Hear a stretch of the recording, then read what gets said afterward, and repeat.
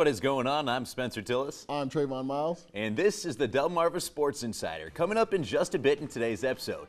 The regional championship was on the line today in Hurlock as Team Wicomico squared off against Talbot Caroline. We're going to show you who made the win and advanced to the state title. And hard work beats talent. You know the quote. In the Supreme Summer League, though, hard work beats all.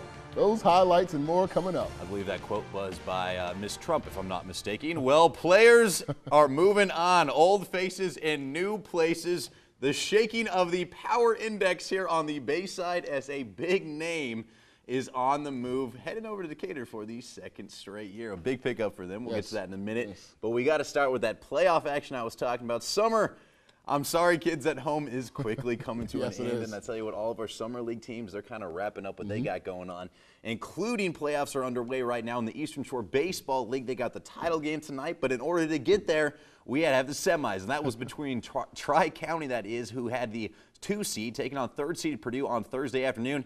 And Tri-County, well, they were going to get busy early on. Eric Laird, looking like the son of a baseball coach right there at the dish, sends that one to center for an RBI single. Brian Hall, that is, comes in on the play. A couple batters later, this time it's Zach Correa. He sends one back up the middle as well. Kevin Vinciguerra comes in just easily right there. Tri-County capped off a 4-run 3rd inning with an RBI single down the first base line. That one by Craig East, the drive-in Brett Adams. Purdue down but not out here in the 4th. Sussex Central grad DJ Doherty right here sends it to right. Brennan Brown comes on in that deficit down to 3. They'd have a chance. Bases loaded with no out, but Chris Huck works his way out of the jam after a strikeout, forces the ground ball for the inning-ending 6-5-3 double play. Tri-County holds on from there. They get a close win, 4-3, the final, which means they advance to the championship game. And as I mentioned, that will actually be played tonight in about 20 minutes, give or take, there and get started. Going up against a tough team, the Strutters. I mean, they have dominated that league. And I tell you what, it'll be interesting right now because regardless of who wins, this one doesn't really have too much on the line because since Tri-County has the opportunity now to win this game, they're going to get the automatic bid if they do happen to win the tournament. But since the regular season title already went to the Strutters, they're not going to get 2 automatic bids. So regardless if the Strutters win or lose, they're in. They can't win both bids, which means no matter what, both teams are making the playoffs. But there is a lot of bragging rights allowed. I mean, these teams, we've seen it all year long, have been going at it. It should be a fun one tonight. They were clearly head and shoulders the best 2 teams in this league out of the 4. A down year for Purdue, man. Down year for Purdue. We'll maybe see what they have next year coming up. All right, some more action on the diamond now in the district tournament of Legion Ball. We knew it would come down to these 2. We've been saying it all year long. Wicomico taking on Talbot Caroline earlier today. Talbot Caroline threatening early on with runners on 1st and 2nd. The former Colonel Richardson star, Jarrett Bennett, driving one to the warning track.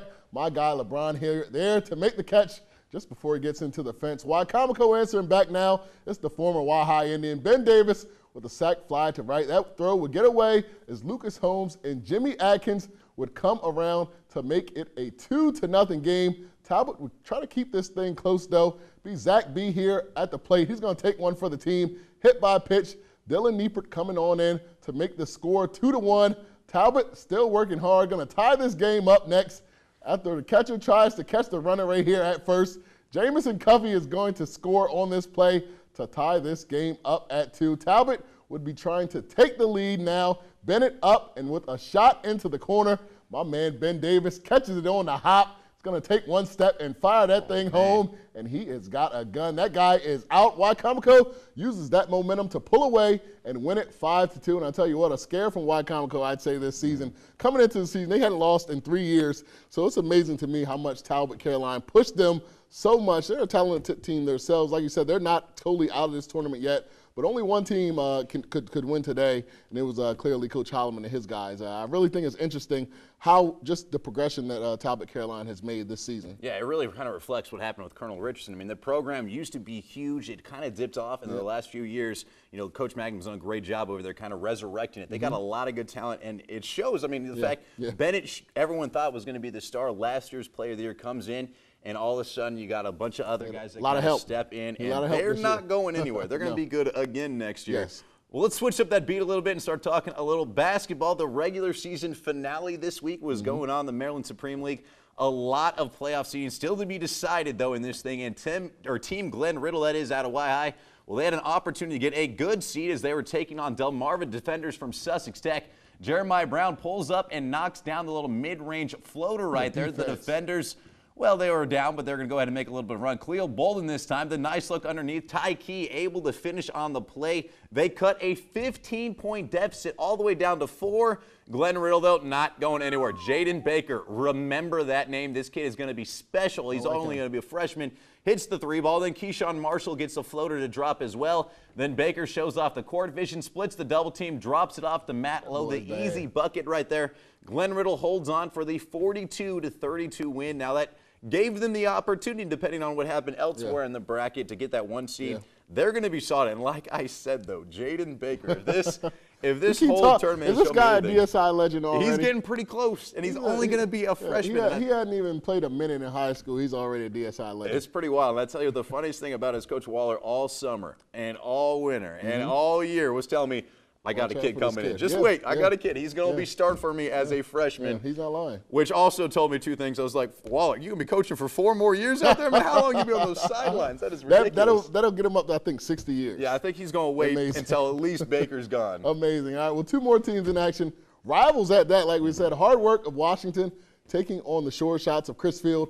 And I'll tell you what, Dorian Stevens early, making things happen. Watch this jab step right here. Gets his guy up off of him. Hits the jumper right there.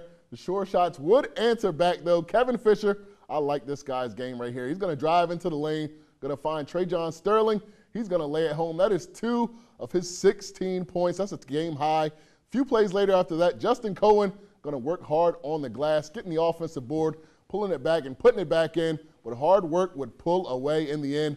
This guy right here had a game. He's talking about going back to Chrisfield. I don't know what he's thinking right now. Jordan Sterling getting to the rack, a tough lay-in to drop. His hard work takes it 40-31. They get the 1 seed in the tournament, and I tell you what, these guys are obviously out to prove something. All right, they see Coach Nick Purnell on the sidelines yelling and doing what he does. From your household. You can hear him on our highlights. You can hear him everywhere. These guys know that they want to set the record straight right now and be the team that when the season rolls around, that people know they are definitely going to play hard, like Washington always does. Like I said, Coach Nick is right there watching. So these kids are eager right now to get their opportunity and say, hey, Coach, when the rotation comes around in December late, I want to play. I want to be in the Army. And it's going to be interesting because Washington was one of those teams that was kind of getting picked apart a little bit by their talent from a few other programs. And a lot of people looked at them, and there was a little bit of uneasiness going on there. It didn't necessarily look like this was going to be the team to kind of come out of there.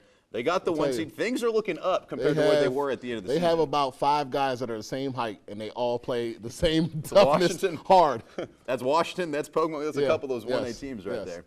Well, all right, it's time for our first commercial break, but coming up on the other side, it's our latest edition of the Bird's Nest. We sit down with the money man himself, Ryan Mountcastle, coming up after the break. My name is Matthew Warrington. I pitch for the Sussex Tech Ravens, and you're watching Delmarva Sports Insider.